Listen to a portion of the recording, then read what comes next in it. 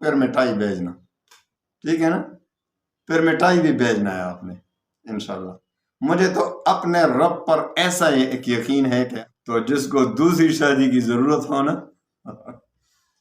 عورتوں کو یہ بات بری لگے گی ہے، لیکن ویسے مذاق کر رہا ہوں، ویسے 4 تک تو جائز ہے نا، اگر حقوق پورے کریں گے تب۔ وہ فارسی میں ایک شعر ہے، لذت دنیا زن و دندان بود، بے زن و دندان دنیا زندان بود۔ دنیا کی جو خوبصورتی اور حسن ہے نا، ایک دانت اور ایک عورت۔ انشاءاللہ العزیز اس سے بندش بھی ختم ہو جائے گی، اور جس وجہ سے بھی آپ کا رشتہ رکا ہوا ہے انشاءاللہ وہ بندش کھل جائے گی۔ میرے بھائیوں، میری بہنوں، انشاءاللہ ضرور آپ کو رشتے ملیں گے، انشاءاللہ آپ کو رشتے ملیں گے، اور پسند کے مطابق ملیں گے، اور ایسے رشتے ملیں گے کہ لوگ بھی حیران ہو کے رہ جائیں گے۔ آپ جدھر چاہیں گے ادھر رشتہ، چند ہی روز میں آپ کو ایسی جگہ سے رشتہ آئے گا کہ آپ کو پسند بھی ہوگا اور لوگ بھی حیران ہوں گے۔ من پسند کا رشتہ آپ کو ملے گا۔ آپ کے بچوں، بہت سے لوگ رشتوں کی وجہ سے پریشان ہیں، لڑکیاں بھی ہیں، لڑکے بھی ہیں جن کو رشتہ نہیں مل رہا۔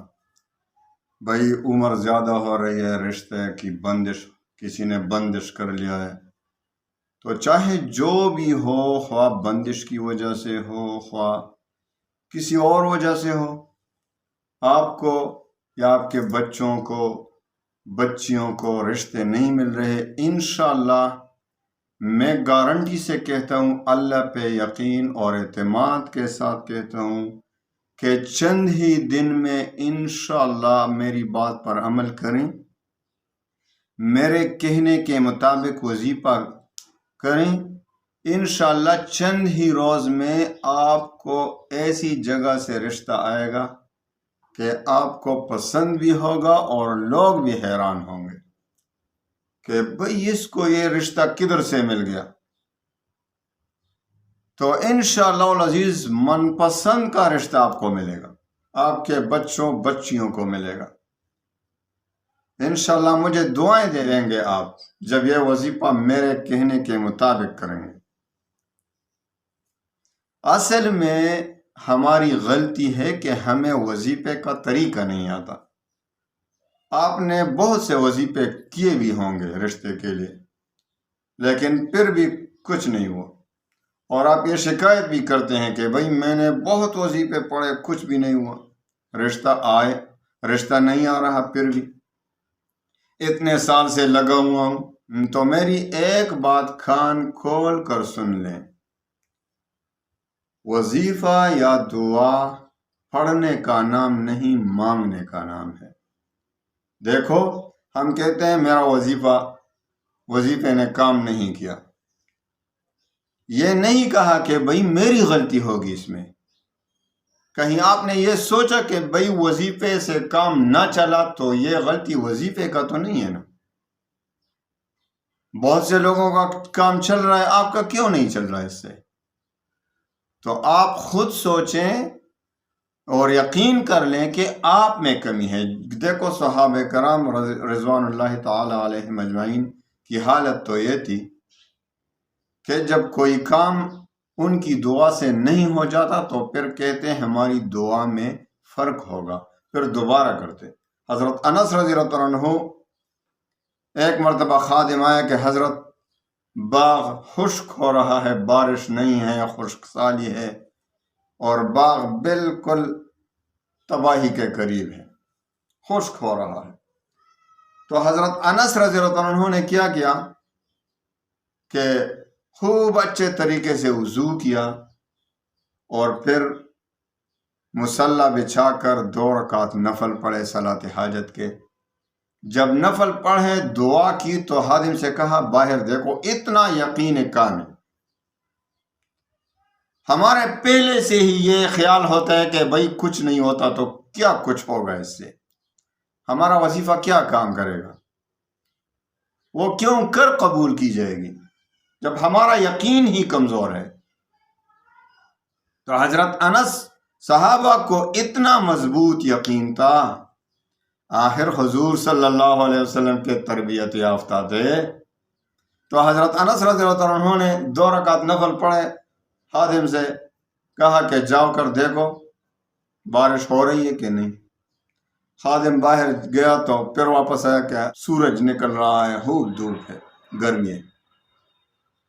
تو حضرت نے کیا کہا؟ یہ نہیں کہا میرا وظیفہ بھائی قبول نہیں ہو رہا جس طرح ہم آج کہہ رہے ہیں، تو یہ تو ہم نہیں کہتے ہمارے اندر کوئی کمی ہوگی۔ تو حضرت انس رضی اللہ عنہ نے فرمایا کہ بھائی میرے نماز میں کوئی کمی رہ گئی ہوگی جس کی وجہ سے بارش نہیں ہوا، میری دعا قبول نہیں ہوئی، ابھی دوبارہ پڑھتا ہوں۔ تو دوبارہ 2 رکعت نفل پڑھے، دعا کی، خادم سے کہا جا کر دیکھو باہر بارش ہے کہ نہیں۔ خادم پھر واپس گیا، باہر گیا اور پھر واپس آیا، حضرت تھوڑا تھوڑا بادل آ گیا ہے آسمان پر۔ اچھا، حضرت انس رضی اللہ عنہ نے فرمایا اب بھی میری نماز میں کوئی کمی ہوگی۔ آپ نے کبھی کہا، ہم نے کبھی کہا کہ بھئی میرے نماز میں کوئی کمی ہوگی؟ مجھے دعا کا طریقہ نہیں آتا اس لیے میری دعا قبول تو ہوگی، ضرور قبول ہوگی، مجھے طریقہ نہیں آتا۔ ہر چیز کو کرنے سے پہلے اس کا طریقہ سیکھتے ہیں نا کہ کس طرح کام ہوگا۔ تو حضرت انس رضی اللہ عنہ فرمایا کہ کچھ فرق اس میں پھر بھی رہ گیا ہوگا، تو 2 رکعت نفل اور پڑھے، دعا کی، خادم سے کہا جا کر دیکھو۔ خادم گیا اور واپس آیا تھوڑی دیر بعد کہ حضرت صرف آپ کے باغ پر بارش ہو رہی ہے اور بس۔ یہ تھا ایمان اور یقین کامل۔ تو اب اگر ہم اسی کے مطابق وظیفہ پڑھیں گے تو اثر ہوگا نا میرے بھائیوں، میری بہنوں، انشاءاللہ ضرور آپ کو رشتے ملیں گے، اور ایسے رشتے ملیں گے کہ انشاءاللہ دنیا آپ کو حیران ہو جائے گی۔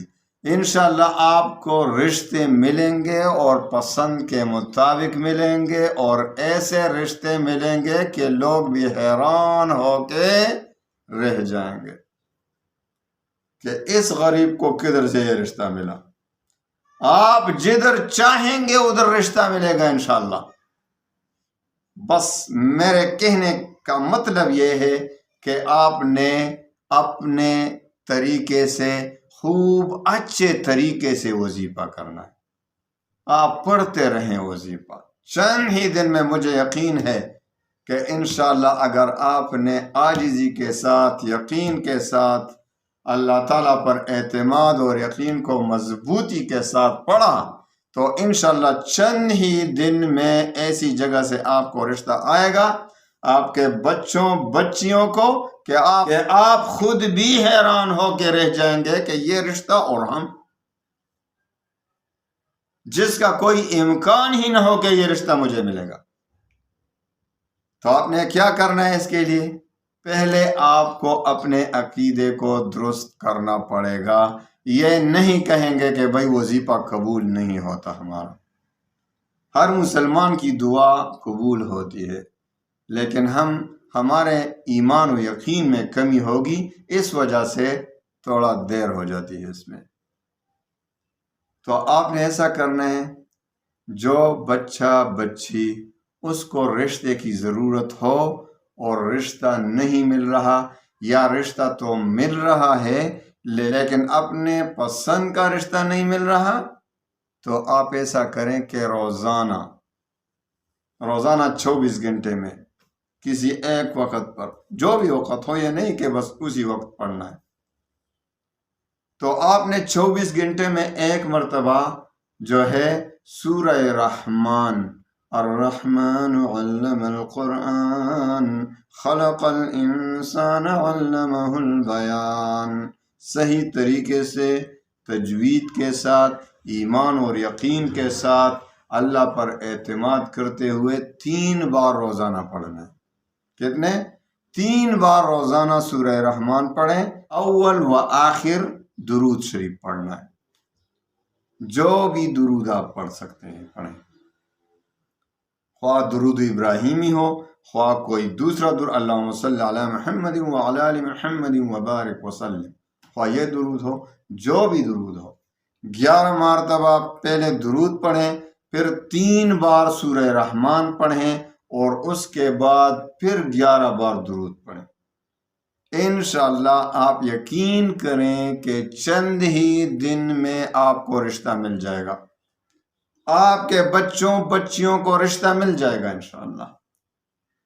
تو بہتر یہی ہے کہ جس بچے بچی کو رشتے کی ضرورت ہو وہ خود پڑھے اور اللہ سے دعا کرے کہ اللہ نکاح تو تیرے حبیب محمد مصطفیٰ صلی اللہ علیہ وسلم کی سنت ہے، اس سنت سے ہمیں محروم نہ کرنا، اور ہمیں من پسند کا رشتہ عطا فرما، اور ایسا رشتہ ہمیں عطا فرما کہ ہمیں دنیا و آخرت میں خوشی کا ذریعہ بنے، آپ کی رضا کا ذریعہ بنے۔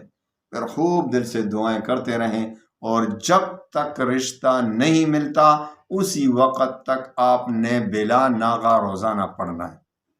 تو مجھے یقین ہے کہ انشاءاللہ بہت جلد چند ہی دن میں آپ کو رشتہ مل جائے گا، آپ کو خوشخبری آ جائے گی کہ بھائی رشتہ مل گیا، ہو گیا وہی کام انشاءاللہ۔ پھر انشاءاللہ واٹس ایپ نمبر دیتا ہوں، پھر مٹھائی بھیجنا، ٹھیک ہے نا؟ پھر مٹھائی بھی بھیجنا ہے آپ نے انشاءاللہ۔ مجھے تو اپنے رب پر ایسا ایک یقین ہے کہ اگر آپ نے صحیح طریقے سے پڑھا تو جس کو دوسری شادی کی ضرورت ہو نا، عورتوں کو یہ بات بری لگے گی ہے، لیکن ویسے مذاق کر رہا ہوں، ویسے 4 تک تو جائز ہے نا، اگر حقوق پورے کریں گے تب، اگر حقوق پورے نہیں کریں گے تو 1 ہی کافی ہے بس۔ اللہ نے خود فرمایا 2 2 3 3 4 4، لیکن اگر آپ حقوق ادا نہیں کر سکتے، 2 بیویوں میں برابری نہیں کر سکتے تو پھر 1، پھر اجازت نہیں دوسری کی۔ اور جن لوگوں کی شادی ہوئی تھی تو وہ آدمی جن کی عورتیں فوت ہو گئی ہیں، اور وہ عورتیں جن کے خاون جن کے شوہر فوت ہو چکے ہیں، ان کے لیے بھی یہ وظیفہ بہت کارآمد ہے کہ روزانہ 3 بار، کیونکہ دوسری شادی میں تو پھر رشتہ ملنا بہت مشکل ہو جاتا ہے، خصوصاً عورتوں کے لیے بڑی مشکلات کا سامنا کرنا پڑتا ہے جس کا شوہر فوت ہو جائے۔ اللہ تعالی ہم تمام مسلمانوں بہنوں بھائیوں کی، تمام مسلمانوں کی حفاظت فرمائے۔ تو ان کو بڑے ہی مشکلات کا سامنا کرنا پڑتا ہے، کیونکہ لوگ برا مانتے ہیں دوسری شادی کو عورت کی، حالانکہ یہ بہت بڑا گناہ ہے اسلام میں۔ بھائی وہ ابھی اس کی ضرورت ہے، اس کو شوہر کی ضرورت ہے۔ وہ فارسی میں ایک شعر ہے، لذت دنیا زن و دندان بود، بے زن و دندان دنیا زندان بود۔ یہ دنیا کی جو خوبصورتی اور حسن ہے نا، ایک دانت اور ایک عورت، بغیر عورت کی زندگی گزارنا مشکل۔ اور یہ بھی یاد رکھیں کہ عورت کے لیے بھی بغیر مرد کے، بغیر شوہر کے زندگی گزارنا ایک عذاب بن جاتی ہے بعض اوقات۔ ہن لباس لکم وانتم لباس لہن، ہن لباس لکم وانتم لباس لہن، تم ان کا لباس ہو، تمہاری لباس ہے۔ خاوند بیوی، شوہر بیوی ایک دوسرے کے لیے لباس کی مانند ہے۔ تو جن کی شادی ہوئی ہے اور کسی وجہ سے جدائی ہوئی یا کسی وجہ سے فوتگی آ گئی، درمیان میں شوہر یا بیوی مر گیا، تو زندگی اور موت کا تو آنا جانا ہے۔ تو پھر کیا کرنا ہے؟ پھر بڑا مشکل ہو جاتا ہے دوسری شادی، خصوصاً عورتوں کے لیے۔ یہ بڑا ظلم ہے، ظلم۔ جو بھی معاشرے میں یہ کام کرتے ہیں کہ عورتوں کو دوسری شادی سے روکتے ہیں، اللہ کی قسم وہ ظلم کرتے ہیں، وہ ظلم کے مرتکب ہو رہے ہیں، جو دوسری شادی سے منع کر رہے ہیں کہ آپ کا خاوند فوت کا بس ابھی اس کے خواہشات ختم ہو گئے، اس کی ضروریات ختم ہو گئے، یہ کیا ظلم کرتے ہیں آپ؟ تو ان کے لیے انشاءاللہ روزانہ بیوہ عورتیں بیوہ عورتیں بھی یہ پڑھ سکتی ہیں، اور اسی طرح جو مرد جن کے عورتیں جن کی بیویاں فوت ہو گئی ہوں ان کو بھی یہ وظیفہ 3 بار روزانہ سورہ رحمان، انشاءاللہ اول و آخر 11 بار درود شریف، انشاءاللہ بہت جلد من پسند کی شادی ہو جائے گی انشاءاللہ، اور پھر مٹائی میں یاد رکھنا مجھے، ٹھیک ہے نا انشاءاللہ۔